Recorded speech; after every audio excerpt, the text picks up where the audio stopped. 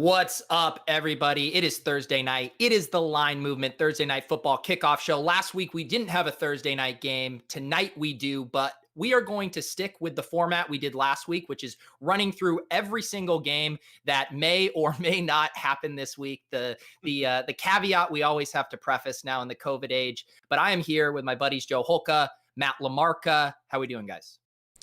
I'm good, man. I told you guys right before this, it was kind of a weird day because we didn't know if we were going to lose the best game on the slate. FanDuel steps up, shocker. Also, I was just trying to decide if it was going to be coffee number one or if it was going to be whiskey, coffee number 6 or whiskey number 1. That was my biggest decision, but I don't know about how your guys' day going. Well, come on. Don't leave us hanging. What did you go with? Mixture of a little bit of both. Oh, wow. There you go. Yeah. Have your cake and eat it too. Yeah. LaMarca, did you have a decision between an upper or a downer? I'm always on uppers. Constantly on uppers. But I stick with the agua in my Mets Sharp, Yeti. sharp move. There you go. Stay hydrated.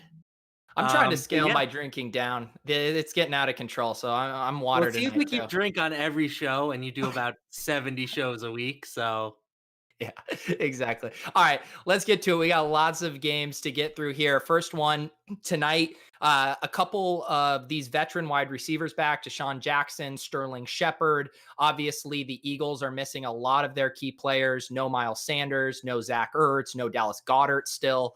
And of course, New York still without Saquon Barkley.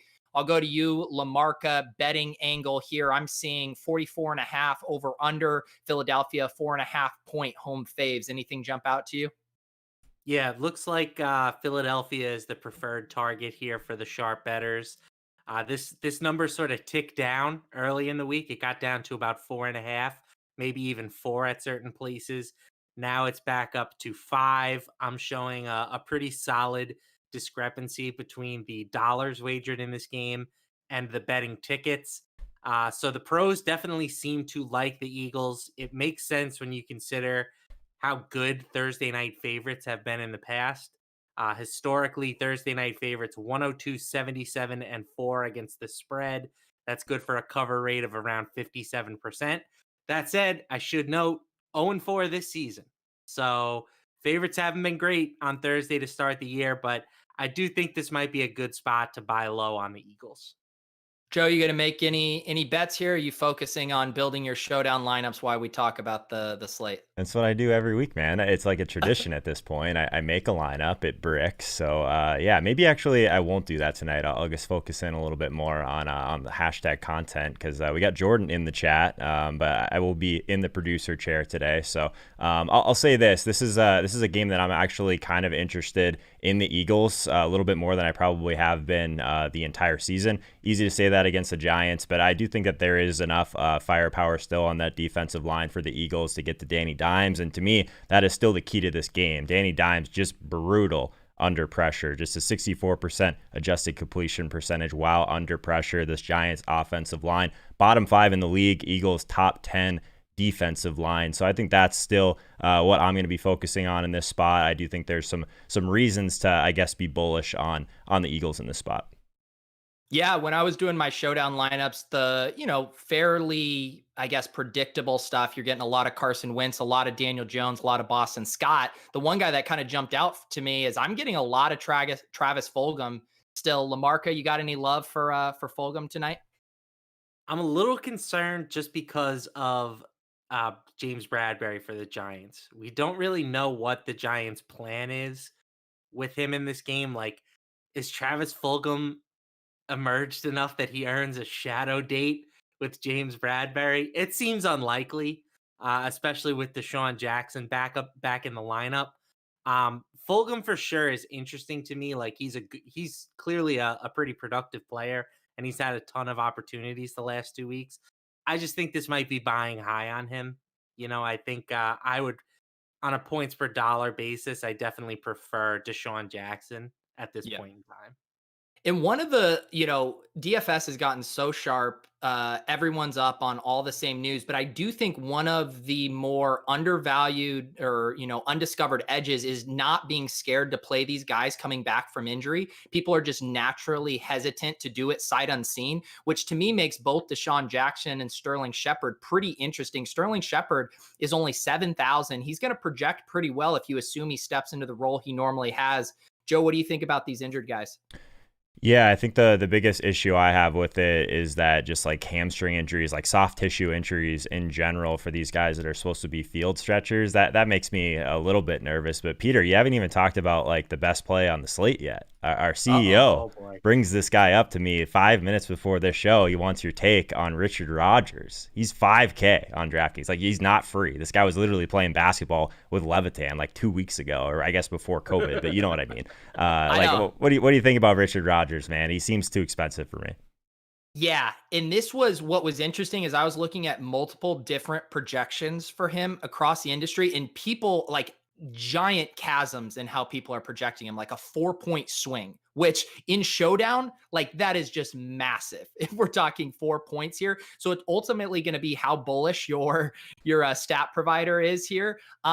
With mine, I ended up not getting as much of him as I thought for showdown, as you said, just because of how the math works out at his salary. That said, I want to keep some enthusiasm for Richard Rodgers here in this role. I play in a lot of these season-long leagues that have tight end premium. I'm starting Richard Rodgers in multiple of these leagues. I think that he's relatively exciting from the role and the targets he's going to get. LaMarca's chuckling. No love for Dick Rod over there. It's a good name. It's a great name.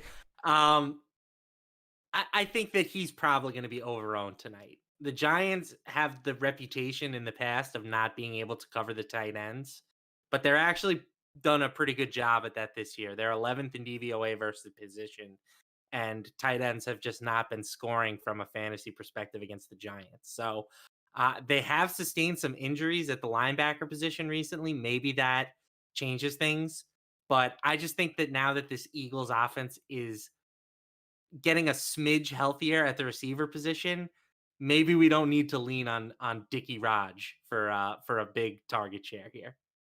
Yeah, it's tough. Like, just to give you an example, two of the projections I was looking at, our friend Mike Leone, who we do the tilt space with over there, he has Dick Rod at 9.3 points over there on ETR.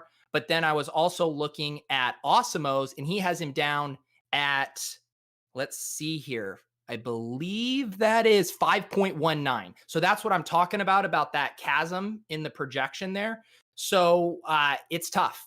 I think it's a close call. It takes a little bit of a leap of faith. I think the price is a little prohibitive on DraftKings for showdown, unfortunately. So there is no 2 touchdown game incoming. Chris is about to play him in the 5K queue. He's letting everyone know in the chat. Also, yes, defense doesn't matter, but air yards do. You're correct.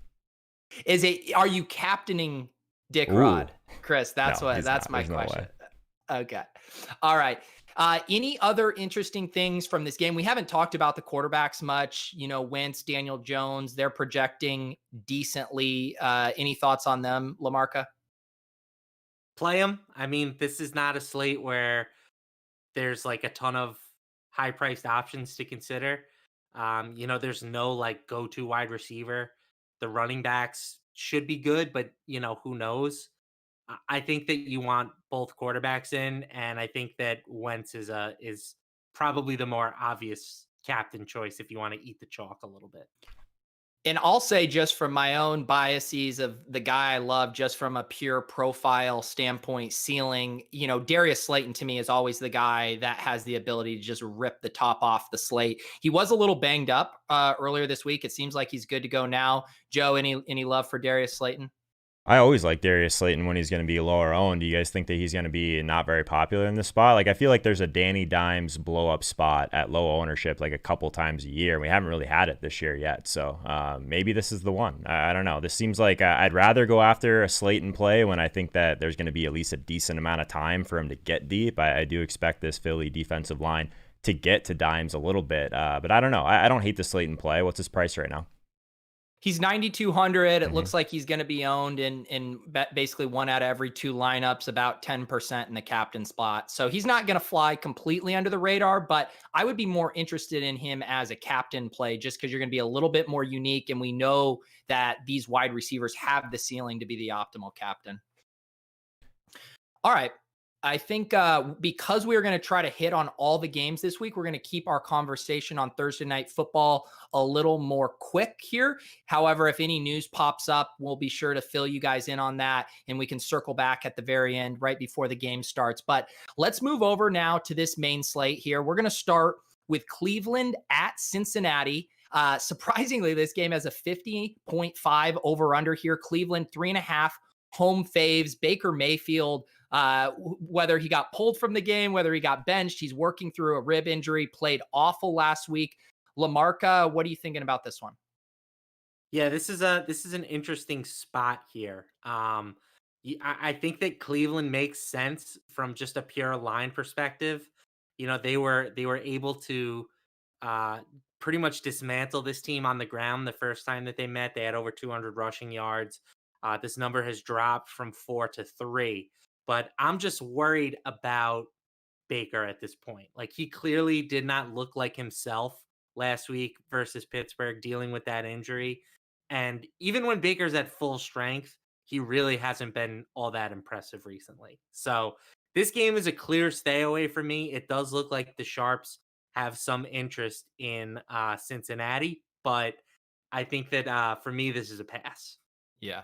Joe, Kareem Hunt is setting up to be one of the early chalk options right now, 6,800 on DraftKings. I will mention, someone just said, is Mixon playing? He missed practice now 2 days in a row.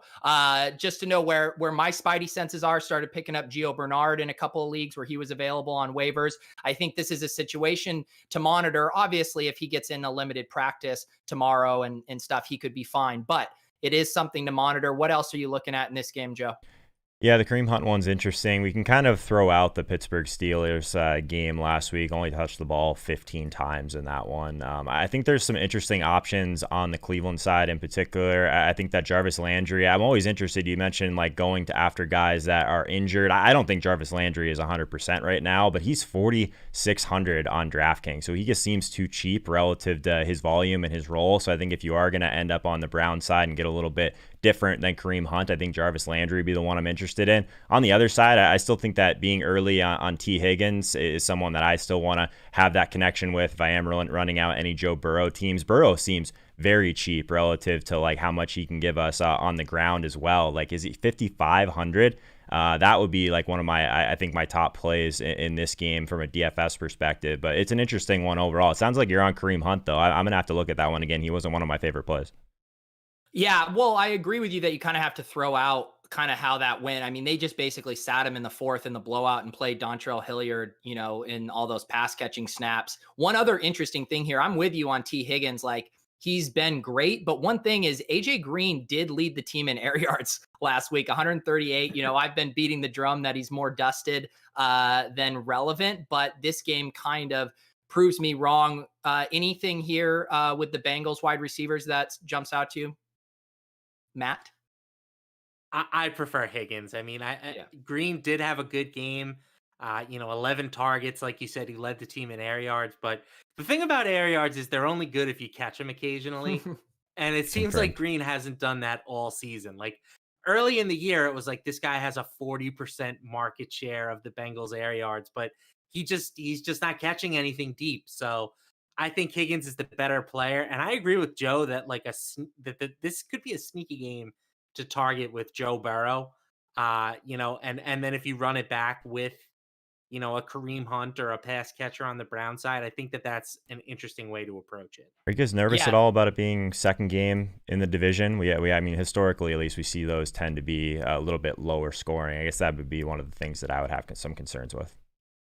Yeah, a little bit, but I feel like the over under, we're going to trust the modeling here on these. I mean, 27 implied team total for the Browns and 23 and a half for the Bengals. Pretty good there. And like you guys said, these guys are cheap. Like, if you want to double stack Burrow with Higgins and Boyd, I mean, and bring it back with even just Kareem Hunt, like, you can totally do that. Also, no more snowflakes in the chat mentioning Austin Hooper, who led the Browns in target share last week, had 6 targets, 5 for 52. He's now emerging as a real option in this offense. Let's move on to this Washington-Dallas game. Right now, I'm seeing it as a pick'em, over-under of 46. Matt, you going to flip a coin on one of these guys? Love Washington this week.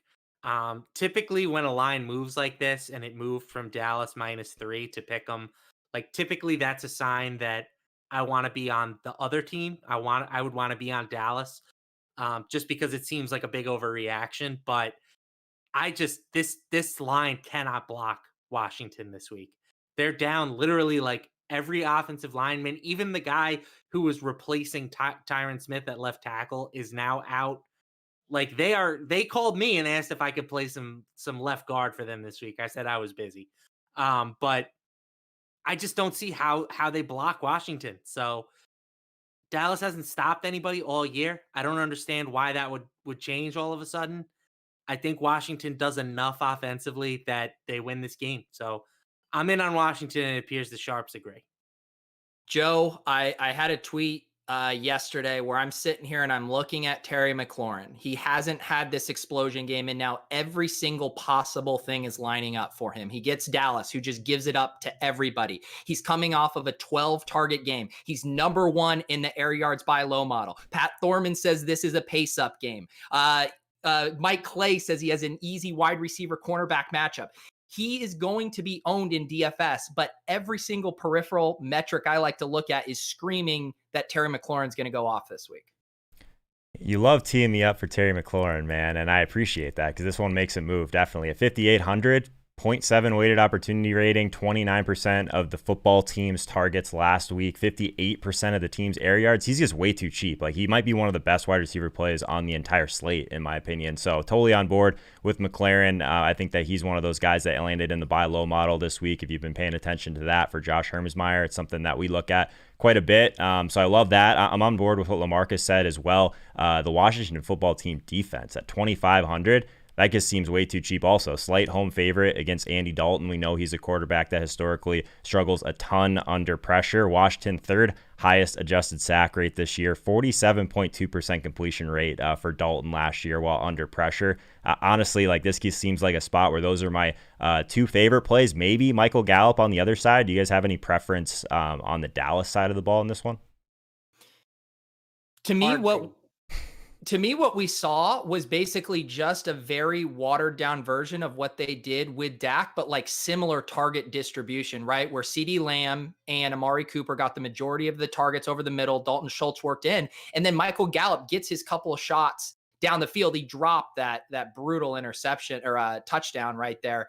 So to me, I'm still gravitating to Lamb as kind of the guy that I like, but now he's priced up. Like, we were playing him with Dak at like 5,600, 5,700, yep. And now he's 6,500. So he's not going to project as a great points per dollar play. This isn't going to be a game I'm going to stack, but I could see having lineups where I have like McLaurin and Lamb, or even McLaurin and Dalton Schultz. So that's kind of how I'm thinking about this game right now. But I will say, like, Andy Dalton threw the ball 54 times last week. And if this game does pace up, like, he could pass that many times again. Just makes me like the defense even more. Is it gross if I want to play Kyle Allen a little bit? I don't think so. Like, if McLaurin is going to be super popular and you want to have him in some unique ways, like, having Kyle Allen is a really unique way to do that.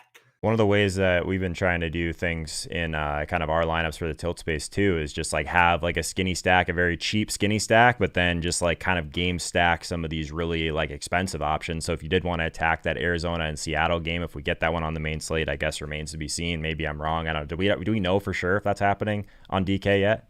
At this point, I haven't seen the official word, but like all the chatter and everything, FanDuel obviously kept it. Most people think DraftKings follows suit. So I haven't seen anything to indicate that they would pull it off the main slate yet. Well, regardless, the thought process is still the same. A Kyle Allen to McLaurin stack, you can basically play like a stack on the other side, just like you could play Lockett, you could play Metcalf, you can bring it back with Hopkins. There's so much salary available when you do those sort of things. So yeah, I actually think that that's pretty sharp, actually. Yeah, Joe mentioned the tilt space. That's every Sunday, 6:30 p.m. Eastern here on the Line Movement channel. We have a ton of fun. We last week we had it all. We were tilting, we were celebrating with Pete Jennings, who hopped on, won $200,000. Drinks were involved. It's a grand old time. Definitely tune into that if you haven't checked it out. Also, we did a highlight reel from last week's show. You can find that on the Line Movement Twitter account. Go check that out, and you can get a flavor for what the tilt space is like. There were a few people that weren't aware that we were doing this live during the games on Sunday, so don't miss that. Also, we have Atlanta hosting Detroit, 55-point over under. Atlanta, somehow this bad Atlanta team, Matt, is 2.5-point home favorites. I mean, this is the first time I'm really digesting the line, saying it out loud. I want the Lions. Am I a fish? No, I think that this is a game where you can make a pretty convincing argument for both sides, to be honest. Like, Atlanta, for what it's worth, could be 3-3 this year. You know, they've blown some games that they should have won.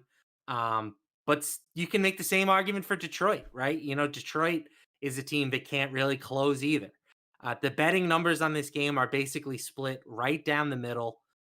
The one factor that I like here is that road underdogs of 3 points or less historically have been a pretty solid investment. We're talking over a huge sample size here, but 4% ROI since 2004 and a 38% ROI this season.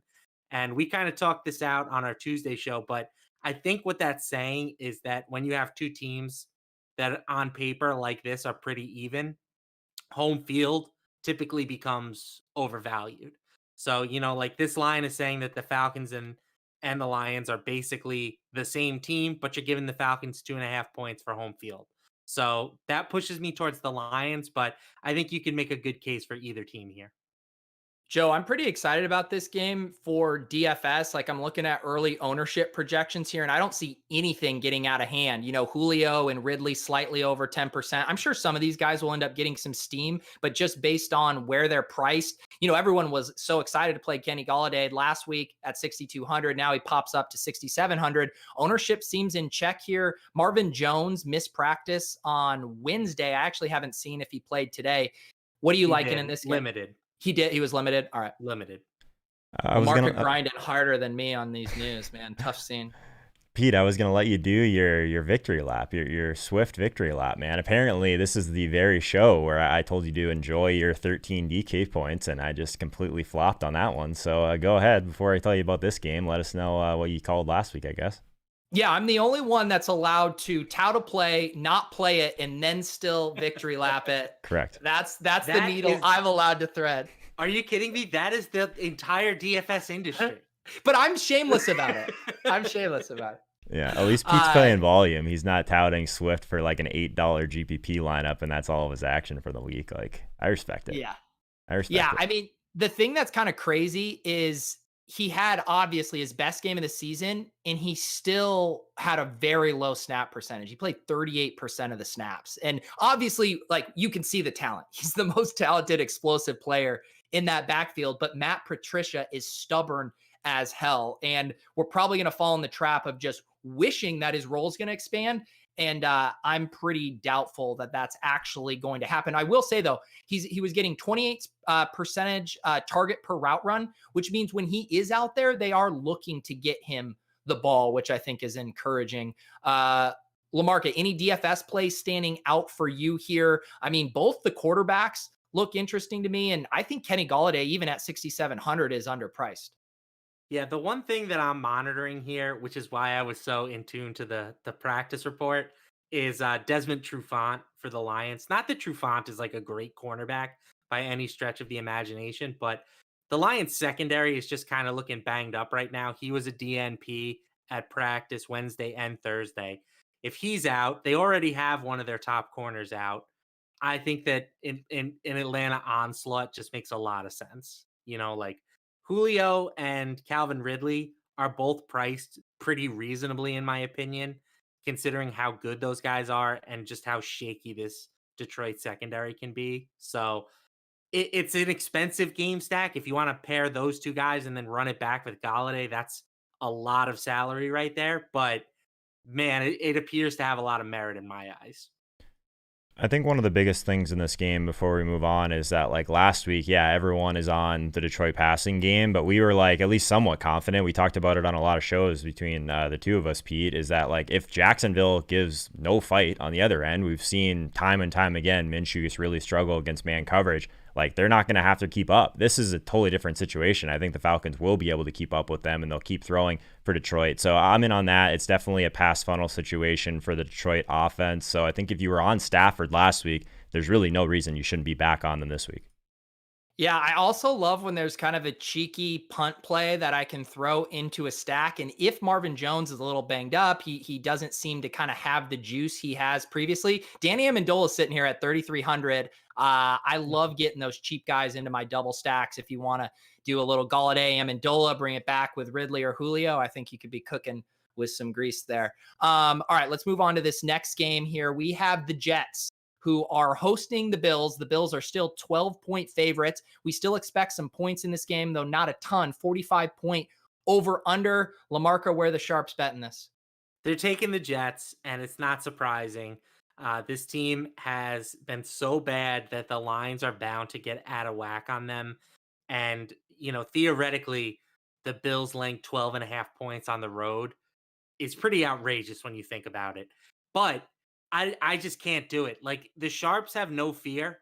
You know what I'm saying? They will look at the numbers and they'll say, okay, no problem. The numbers say back the Jets. But just watching this team, they have no heart.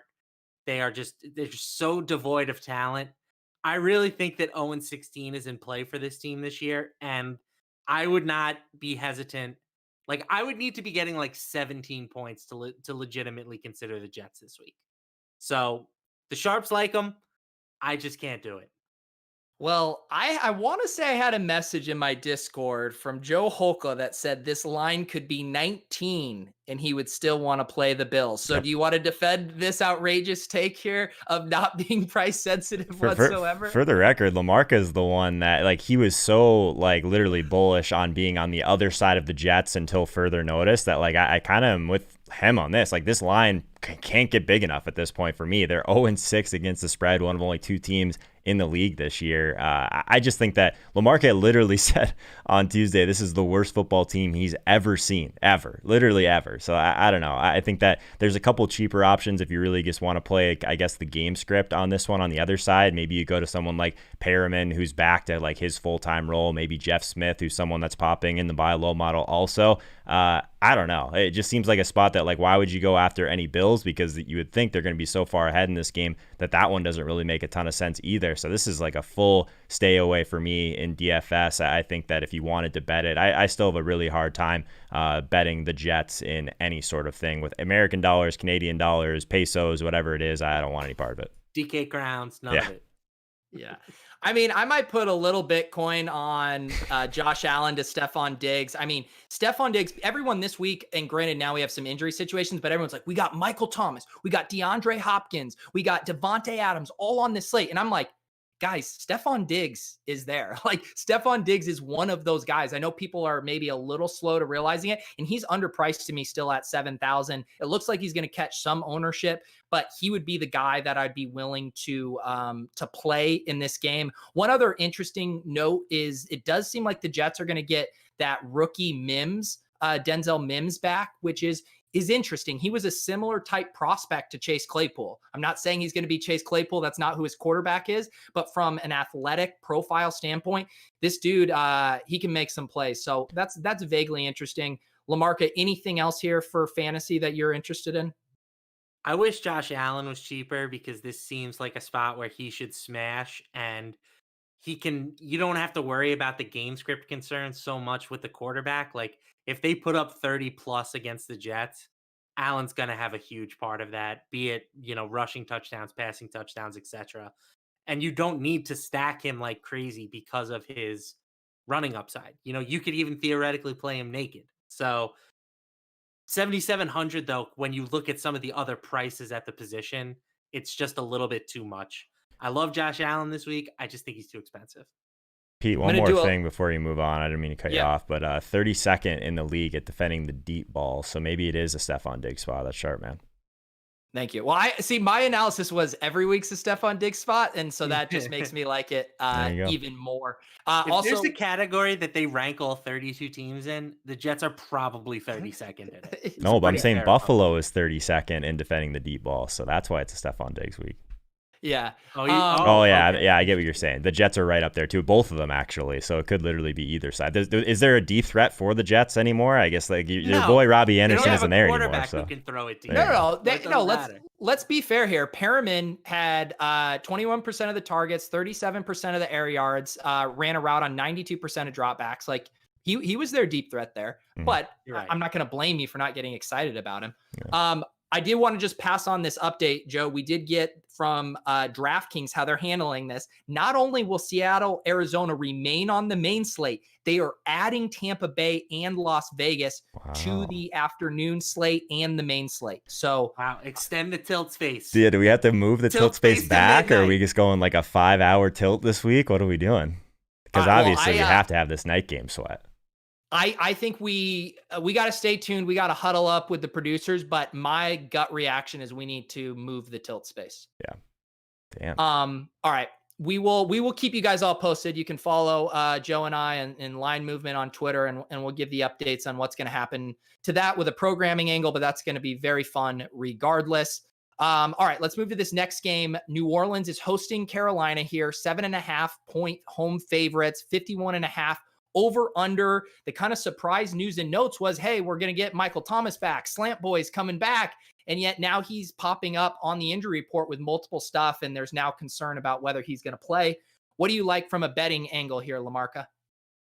When we talked on Tuesday, I was kind of leaning the Panthers. After I dug into this game, I moved pretty firmly into the Saints camp. That said, like, I want Thomas on the field, but still favorite coming off of a bye, historically a very good spot, 162, 129, 121 and 9 against the spread. And Drew Brees in that spot in particular is 12-5 with extra time to prepare. So I think that giving Sean Payton, giving Drew Brees additional time against this defense for the Panthers that is not very good, they should be able to make it work even if they don't have Michael Thomas. But Thomas is just such a game changer at the position. I mean, we saw how much better Detroit has looked since they got Kenny Golladay back. We've seen how much better Atlanta looked with Julio last week. Like, I really want Thomas in there before I actually lock this bet in. But if he's active, I think that this is a good spot for them. Yeah. It seems like a good spot for DFS as well. Even Kamara is priced affordably. Michael Thomas at 7,600. If he does go, you can play Breeze at 6,100. And then again, we love this Carolina team for fantasy because they're so concentrated with Mike Davis, with the two 1A, 1B, Robbie Anderson and DJ Moore. I'm intrigued by this game.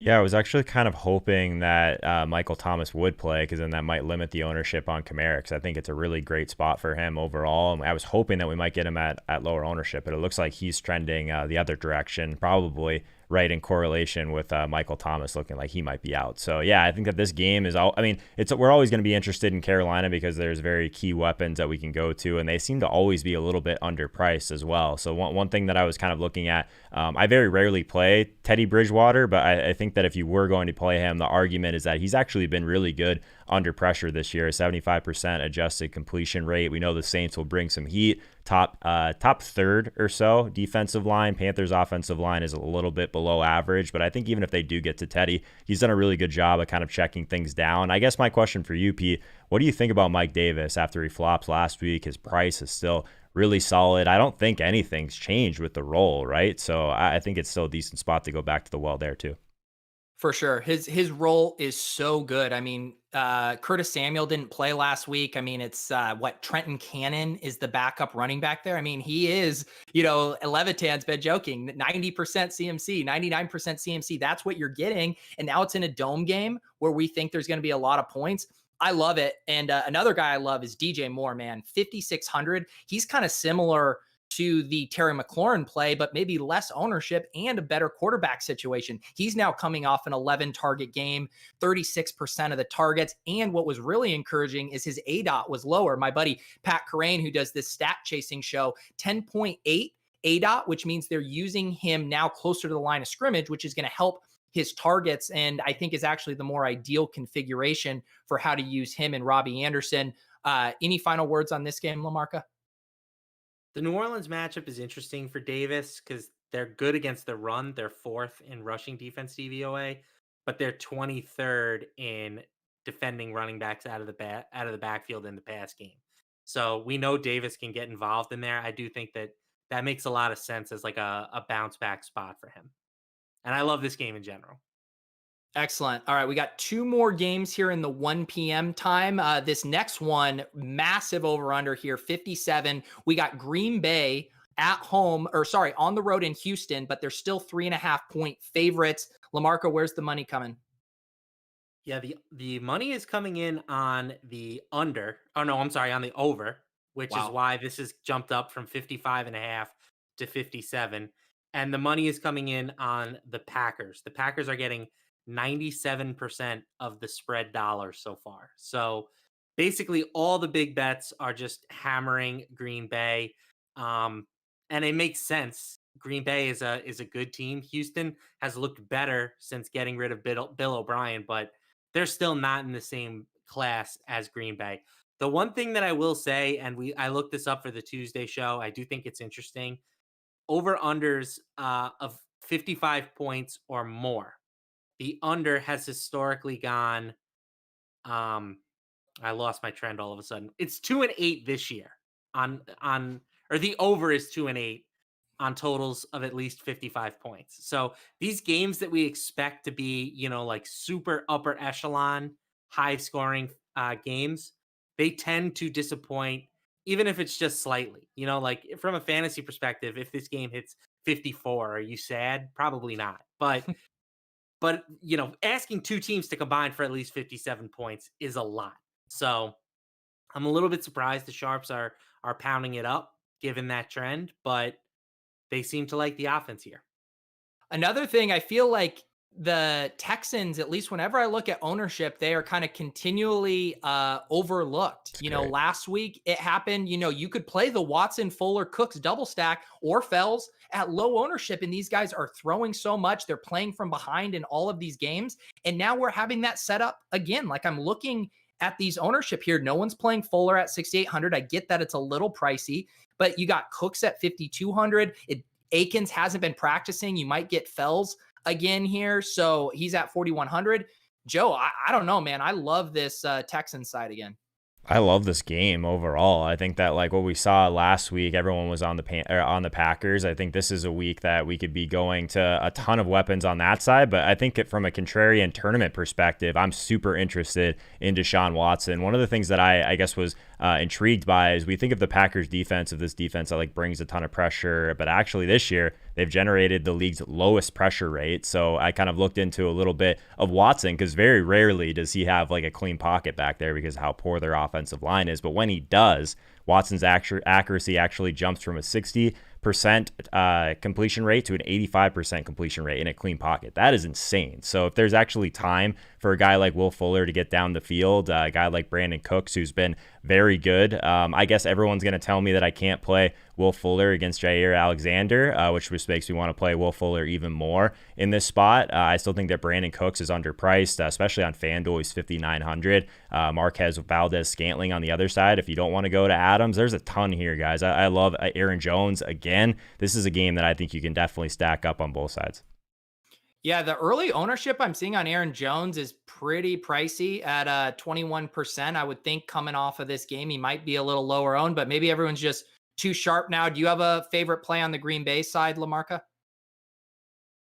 Probably Devontae Adams. I mean, Devontae Adams is just really, really good. He had 10 targets last week.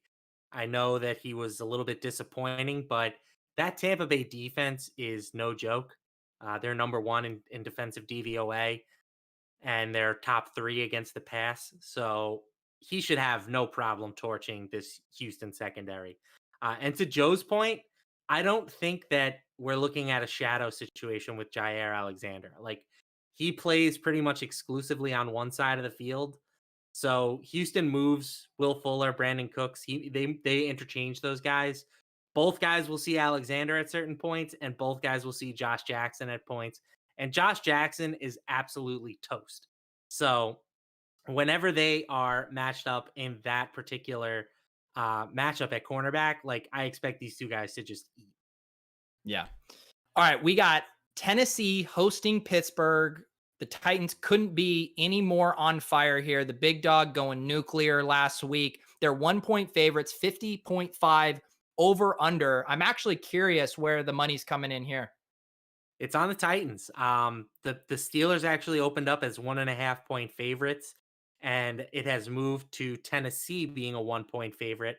The Titans only getting 39% of the spread tickets, but 85% of the spread dollars. So again, it's only Thursday. This could change by the time kickoff actually rolls around, but that's a pretty monster discrepancy. It goes to show that at least early in the week, the big meaningful bets have landed on the Titans. And one thing to keep in mind here, Pittsburgh did lose Devin Bush to an injury in their last game.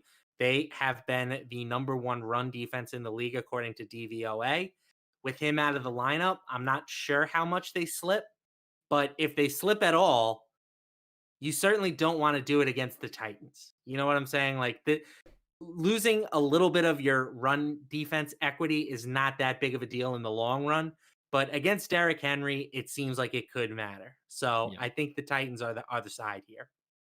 Joe, we have some interesting things here for DFS. It sounds like Deontay Johnson's going to be back here at 4,200. He is going to project really well. I assume ownership on him will start to steam throughout the week. Right now, it seems pretty low. But other than that, it seems like the two running backs, Derrick Henry and James Conner, are going to be the only guys catching ownership over 10%, which means a lot of these plays, Claypool, A.J. Brown, are pretty interesting from a leverage standpoint. Yeah, I don't have any interest in James Conner. I think that the fact that they're trying to get Claypool so involved at the goal line now with these little like sweep routes that he has in the backfield. Obviously, Benny Snell runs one in last week. I don't have a lot of interest there overall. I think that the wide receiver corps for Pittsburgh is also not that interesting personally. I think that this could end up being a decent rotation now with Deontay Johnson back. This one kind of feels like a trap to me. I guess this is the time of the program where I guess tell people to play Derrick Henry in a bad matchup if he's going to be lower owned. And this will be the week where he does his thing where he doesn't catch any balls and gets like 80 yards, maybe a touchdown. And I feel really dumb. But if he ends up anywhere like sub 10%, LaMarca mentioned the injuries for Pittsburgh. I am interested in the big dog this week, but maybe I'm just really trying to make up some ground from last week overall. Who knows? LaMarca, what's your favorite play in this game?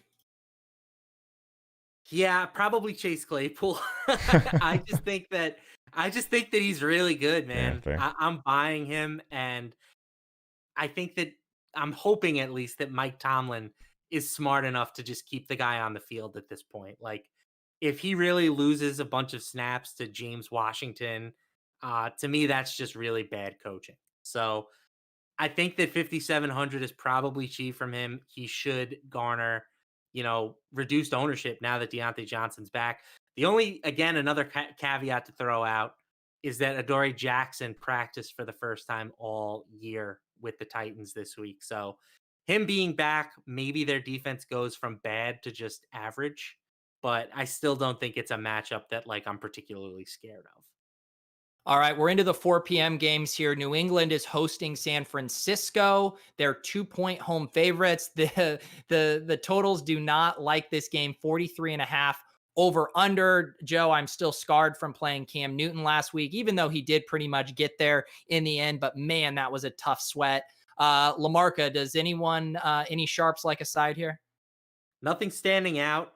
This game is 50-50 on the spread tickets, and then 52-48 in favor of San Fran on the spread dollars.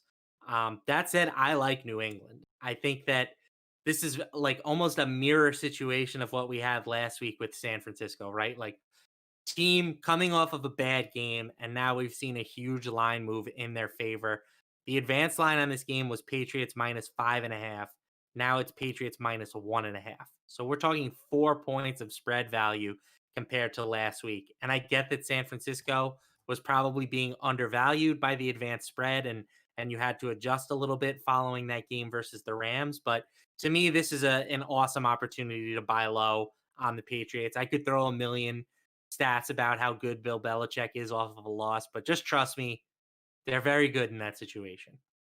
Yeah, it's tough too from DFS. I do have the stomach actually to go back to Cam Newton. But I don't think my stomach extends to stacking him. I think I would probably roll him out naked if I wanted to, just because none of these pass options are very appealing to me. That said, on the 49ers side, I mean, Deebo Samuel at 5,000, he's been running a ton of routes. He has over the past 2 games, 14 targets, and they're manufacturing him really unique touches. His air yards were in the negative last week, was just a weird anomaly with giving him those screens behind the line of scrimmage. But Joe, you got to like his usage there at 5,000. Yeah, I like Debo a lot. If you play to the narrative that New England just want to shut down like the best option on the other side, you would assume that's going to be George Kittle. And I mean, the way that Debo is being used, they're just trying to get him into space. So that really sets up well for a PPR site like DraftKings. So I'm on board with that. I actually do have some interest in going back to Damiere Byrd. He's in the buy low model again. His salary actually went up $300, even though he wasn't very good last week, obviously. But I still think that he's the guy. If I was going to pair someone with Cam Newton, I think it would still be Damiere Byrd. He's still super cheap. Yeah, he popped in the air yards by low model again. I watched him miss a deep pass during that game. You know, George Kittle continues to be a beast. Last game, 10 targets, 7 catches, 109 yards, including that seam route he took to the house. LaMarca, favorite play here? None. All right, he's passing. We are going to head to Kansas City. They're on the road in Denver as 9.5-point favorites, 45.5 over under. Our buddy Pat Thorman thinks this is a pace down spot. It is always kind of attractive to get the Chiefs guys at lower ownership, but what are you seeing in this game, LaMarca? Yeah, the big thing of note here is the weather. You know, it's projected to be snowing in Denver. It's projected to be like 18 degrees. So if your team #weather narrative, then this game looks like a fade. And that's why this total has dropped by 4 points. You know, it's gone from 49.5 at opening to 45.5 now. I think if you miss the boat on the weather angle, it doesn't make sense to buy in at this point. How you approach the game from a DFS perspective, though, like that just comes down to personal risk tolerance. Like on one hand, you're going to get the Chiefs at maybe the lowest ownership you can get them at all season. But on the other hand, it's poor conditions in Denver, which is historically a pretty tough place to play. Joe, we haven't gotten confirmation if Le'Veon Bell is for sure going to play. They basically coming out of their camp, it actually seems like there's some uncertainty to him even playing this week. I mean, if he doesn't go, Clyde Edwards-Helaire at 6,100 is a mega smash.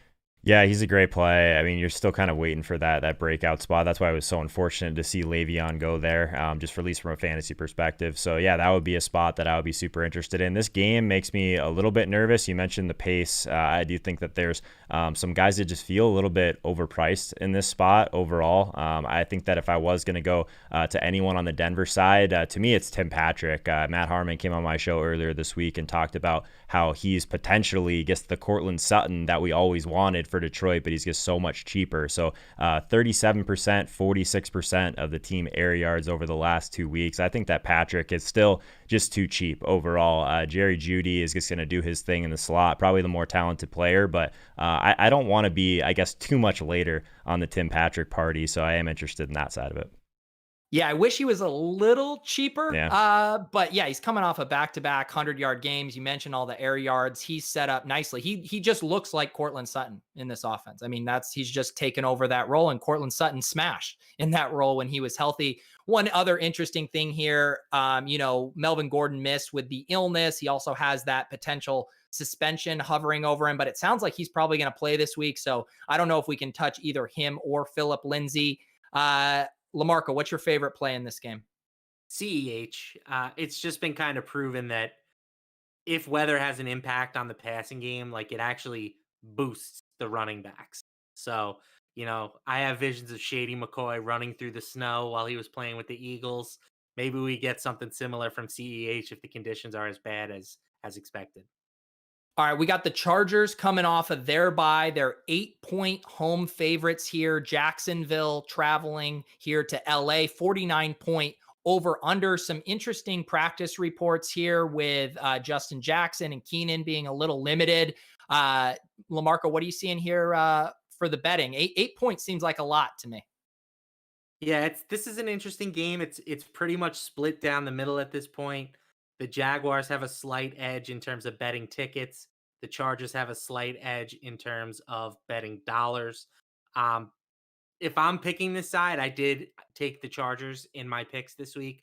I like the Chargers actually quite a bit.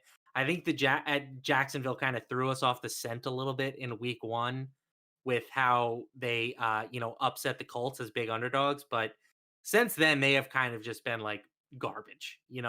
There was a reason that this team had the worst expected record coming into the year, and they've pretty much lived up to that reputation the past few weeks. Now they get to face a team that's coming off of a bye. Justin Herbert has fit the description of a guy who was in contention to be the number 1 overall pick. He's averaging just under 300 yards a game. He's averaging 8.8 adjusted yards per attempt, which is pretty sick for a rookie.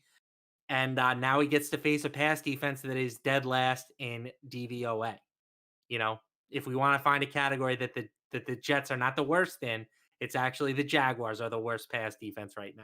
So I think that this is just a good spot for the Chargers to put a lot of points on the board. And I actually think Herbert is kind of interesting for me this week in DFS. So I got the chat is all excited about Joshua Kelly. I got Leone DMing us about Joshua Kelly. Joe, everyone wants to talk about Joshua Kelly here. If Justin Jackson doesn't go, it does look like he's a little banged up here. So I haven't read too much into the injury reports to see how serious this is, but based on everyone's enthusiasm, maybe he actually has a chance of sitting.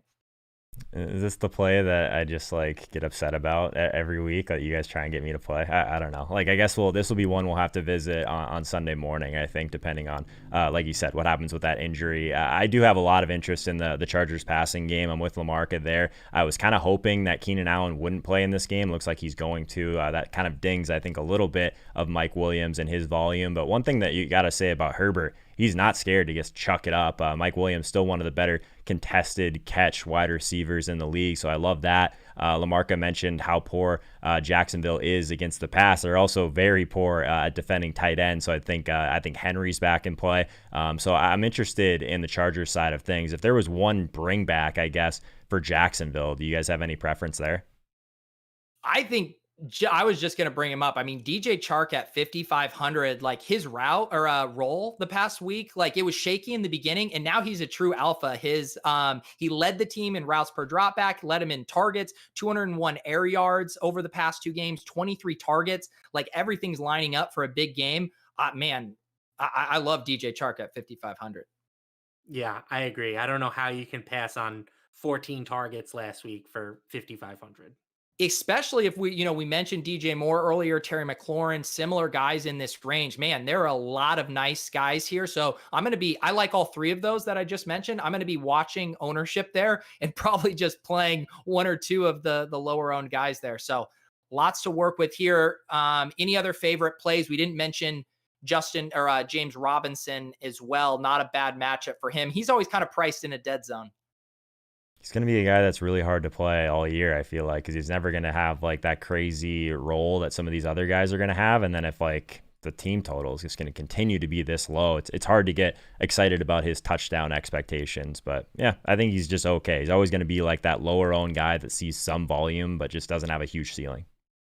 And I'd be remiss if I didn't mention Shenault.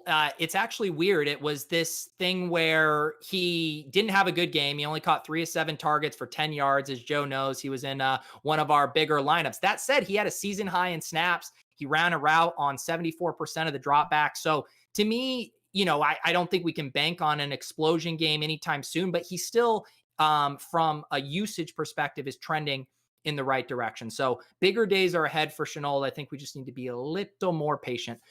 Let's move on to this game that has now been moved down to the main slate. It was the island game, but we have Tampa going on the road to Vegas. They are 3.5 point favorites, 52 point over under. LaMarca, any action here with this game getting moved around? Yeah, so we're still waiting for a lot of lines here. I mean, and the lines that are up are pretty variant. Like I'm tangent to New Jersey, so DraftKings in New Jersey has 3.5 for the Bucks favored, and then FanDuel has 4.5. So it's kind of all over the place right now, but that's to be expected given what's going on in Vegas with their offensive line. They had to send basically all 5 starters home. One is on the COVID list. The others are just kind of being quarantined for precautionary reasons. I think with that in mind, you buy the Bucks as soon as you can. The Bucks are just a ferocious defense with a great pass rush. The thought of those guys going up against 5 backup offensive linemen is just downright scary. Yeah, I think that this is an amazing spot for Tampa Bay. Joe, I got to be honest. I have my spreadsheet here. I pull in the salaries, I pull in the projections. I'm doing my V lookups. I'm doing all the stuff. I just realized I don't have the Tampa Bay and Las Vegas salaries on here. I'm flying completely blind. You got anything for us? Man, I know you have other things you can bring up salaries over there, man. But I'll say No, this. this is all I could look That's all at. you got. You're very zoned into your process. I can respect it, man. I think that this is probably the game I've spent the least amount of time on, right? Because it wasn't supposed to be on the main slate. Chris Godwin, 6,400. If he's totally healthy, I think that's reasonable. I think that if you're just looking at like Josh Jacobs at 6,300, I can't play him against Tampa Bay. I think this entire team, from like at least like a real football perspective, like it feels so much, I mentioned this on Tuesday, but it feels so much like Peyton Manning for the Broncos, to where like Peyton didn't have to do a whole lot because the defense was just so elite on the other side. So I think there's a chance that Tampa Bay ends up being something similar for Tom Brady, because I mean, LaMarca has been talking about it for weeks now. This Tampa Bay defense might even be like the best in the league. Like they're that good. So from a fantasy perspective, it doesn't change a whole lot. I don't think this game being on the main slate. I don't even see a ton of plays here that I really like. Well, one other thing to mention, and someone reminded me in the chat here that all of the offensive linemen for the Raiders were sent home because of COVID protocols. So I think we're still awaiting the results of those tests. And if they're going to be able to play, obviously that would have a huge impact on the success of Vegas in this game. LaMarca, I think the other interesting thing, Ronald Jones has been running really well. I believe it's 3 straight 100-yard games, but those have all been without Leonard Fournette. And so now Fournette's been practicing in full. Do you have a read on, is Rojo going to keep rolling, or is he going to start to lose some work here? I think he probably loses a smidge of work, but like he has to have established himself as the top guy, right? Yeah. I don't know if this is necessarily a spot where I want to play him. I mean, it's a good spot. He's just priced up a little bit at the moment. Yep. So if it is going to be a bit more of a committee, I want to see the price come down a bit. Yeah, we got the chat mentioning Waller as well. Henry Ruggs, too, is another big part of this Love offense. Ruggs. One of the reasons, too, and like, I know this is intuitive, but that has crystallized for me, is like we love guys like Ruggs because not only can he score quickly, which is good for him and your fantasy points, but it also speeds up the entire game. So if you are wanting to play multiple pieces from this, you want guys like Ruggs to catch those long bombs and pour some lighter fluid on the game. Joe, any So final sharp. thoughts? That's a really sharp take, Pete. I've never heard that, but it makes so much sense. I've heard more people talking about it. Like most things, I'm just parroting back, smart things I hear other people say, but it is something to think about, I think. Joe, final thoughts before we move to this juicy Sunday night main slate game. Yeah, I think one thing we talked about, Pete, just about our lineups and our process is we've kind of just been plugging in the cheapest defense every week. So like we're probably just going to do that this week with a team. I don't know, like the Washington defense is 2,500. We'll probably start there. But I think Tampa Bay at 3,700, if we did want to kind of pay up a little bit, this is an amazing spot with all those offensive line banged up. So I think that's something we should consider. I'm just dying laughing because you're talking about you're already resigned to us punting it off at D, and you put a 2,500 D in. The one dummy lineup that Leone has sent over has the Jets D at the Stone Min in it right now. He's the one that brought that up, that we were doing that too much. I know. The reason he's doing it is because he's trying to jam all the guys in this Sunday night football main slate game. It sounds weird to say, but that is what we are getting. It is, of course, the Seattle Seahawks on the road in Arizona. They're 3.5-point road favorites, 56 over under, ton of points here, ton to like. LaMarca, where are people betting this? Yeah, this is obviously Seattle so far. Like you look at this line and you're like, what am I missing? Seattle is really good. Arizona, in my opinion, is the most overrated team in football. So I just don't understand why this line is so short. 62% of the bets, 82% of the money so far coming in on Seattle in one of the games that has received the most betting action to start the week. Yet this line hasn't moved a smidge. So I'm a little bit concerned. I'm starting to smell a trap maybe, but I'm not going to overthink it. I'm taking Seattle. Like, they're too good, and Arizona kind of stinks. Joe, so I'm confused. There were all of us online today were like, keep this on the main slate. We want it on the main slate to the point you think this game would be mega chalk. But there's this weird thing when I look at the ownership percentages and you see how expensive these guys are, that I kind of understand why it might not get out of hand. Is that how you're thinking about it?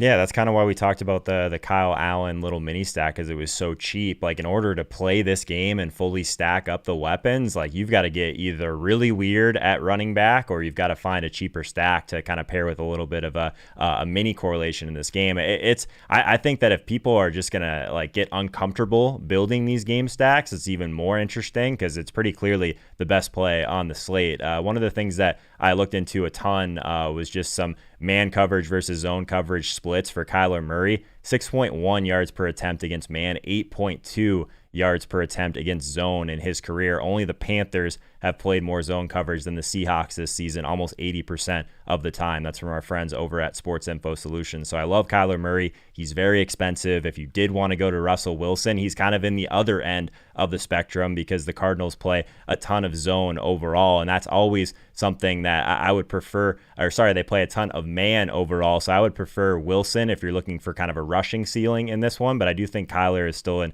an awesome spot to kind of have a ceiling game through the air. We haven't seen him do that well from a passing perspective recently, so I think that these both are amazing plays. There's so many different ways that you can stack it and feel good about the target share. It's just really expensive. That's the biggest problem.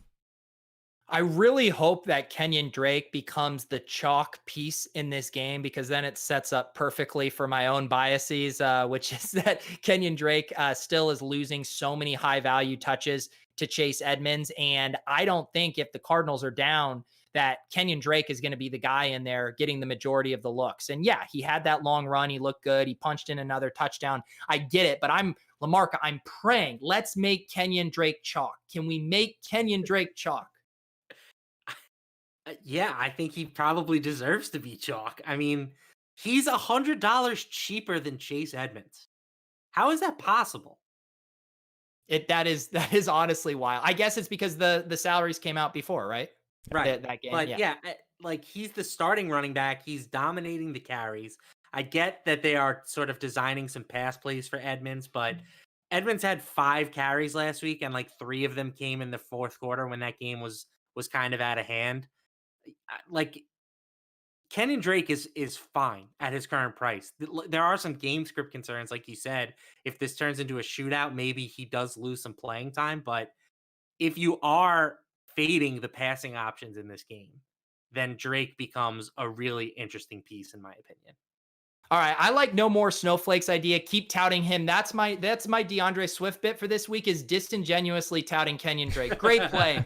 Love the Drake. He's the one guy you got to jam in. Don't touch the wide receivers. They're not so great. Drake's going to steal all the touchdowns. Holka, there are lots of fantasy goodness in this game. Any other favorite plays? I mean, Hopkins priced up at 8,200. Normally I would have no problem paying that price tag, but he missed practice yesterday with the ankle. LaMarca, you're grinding harder than me. Did he practice today? Didn't check the Cardinals, but I will look that up now. Well, while he's looking at that, I do disagree with someone in the chat talking about Christian Kirk, 14% target share. Yeah, but he also leads the team with 14 targets versus zone over the last 3 weeks. So that's more than DeAndre Hopkins, who's 8,200. So I do like Christian Kirk a lot in this spot, especially at 4,900. Cheaper spot that you can go to on the Arizona side that is not Kenyon Drake, but still allows you to get in some of the elite weapons on the Seattle side. LaMarca, you got our news report here. The other thing I'll mention about Christian Kirk while Matt looks this up is that you need some cheap pieces to make this work. Right. And Christian Kirk is one of those cheap pieces. I mean, I'm going to need to dig in deeper here on the tight ends, because normally I like the idea of punting it off at tight end. and just including them in the game stack. But I haven't done enough deep dive research to see if Greg Olsen or Will Dissly or whoever has any juice. Are you seeing anything here at tight end, Joe? Oh, I think I have a little bit of biases here because one of like the best weeks of the year, I just added Greg Olsen to a stack with Russ because it made sense and it was super cheap on FanDuel. I only had 1 target last week, but the 2 weeks before that, 7 targets, 6 targets. He still has a decent role in the red zone. 2 weeks ago, he had 4 red zone targets. So at 3,600 against the Cardinals, a team that's just historically very bad against defending tight end. So I think that Greg Olsen, if you were to add someone to your Russ stack for a cheaper price, I think he's at least reasonable. What do you think about Carson for leverage in this spot if he ends up being the one piece of this game that people ignore?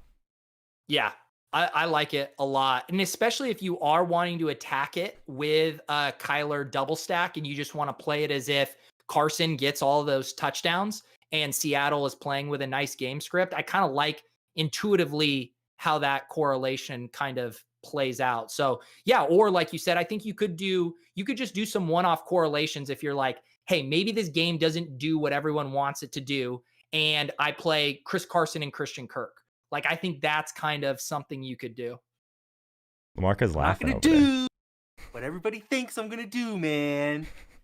Yeah, I Chris Carson has been more involved in the pass game too recently. So we're still waiting on this DeAndre Hopkins practice report. No practice report from Thursday. They There did not you file go. an official practice report. That's But fine. what I do remember reading is that Hopkins was just a load management thing. So load management has apparently made its way to the NFL. It's official. Just more trend setting being done by the NBA. So We just don't need Arians Kingsbury going full Greg Popovich and resting Hopkins for this big game on Sunday. yeah, I doubt that happens. You guys realize that Richard Rodgers gets scored? Chris is blowing me up on Twitter right now. He's the only one in the 5K queue that has him. I'm going to bring up the queue while you guys are... No, I think you read the tweet wrong. Carson Wentz rushed it in from the 1 yard line. Oh, no, he fell on the 1? Jeez. Yeah. Tough scene. All right, so we're running a little overtime here. Let's just do real quick LaMarca's favorite bet from the Rams Chicago Island game and Joe's favorite fantasy play, and then we'll get out of here and you guys can enjoy Thursday night football. LaMarca, what side do you like? I haven't dug into this game yet because I do my Monday thing on Sunday night. Just initial lean would be the under. It's already dropped by 2 points though. And I don't really like to chase lines, but I think that these two teams are kind of defensive minded. Yep. Joe, anything here that's interesting to you? Cooper Kupp, if I had to pick one play. I don't like this game that much overall, but I think that Kupp still feels relatively safe. The type of role that he has, it's still like kind of those short intermediate routes. I think that's a spot where you can kind of attack Chicago, still getting a ton of volume. So I think that that's like the only one. This game isn't super interesting overall. I think it's going to be a tougher, I guess a grosser showdown slate. So you're going to have to let us know what you end up on that one, Pete. I will let everyone know. Thank you guys for tuning in this week. If you guys haven't subscribed to the Line Movement channel, do that right now. Hit us with the like. We will be back on Sunday morning at 11 a.m. Eastern with Dieter, Joe, myself running through the main slate again, just an hour before lock or 2 hours before lock. And then, of course, we will be back Sunday night at some time for the Tilt Space. We will figure that out. We will put our heads together and make sure we give you guys the best, tiltiest show possible. So for Matt LaMarca, for Joe Holka, for Kenyon Drake going for 10 touchdowns this week, I'm Peter Overzet. Thank you guys for watching the Line Movement YouTube show.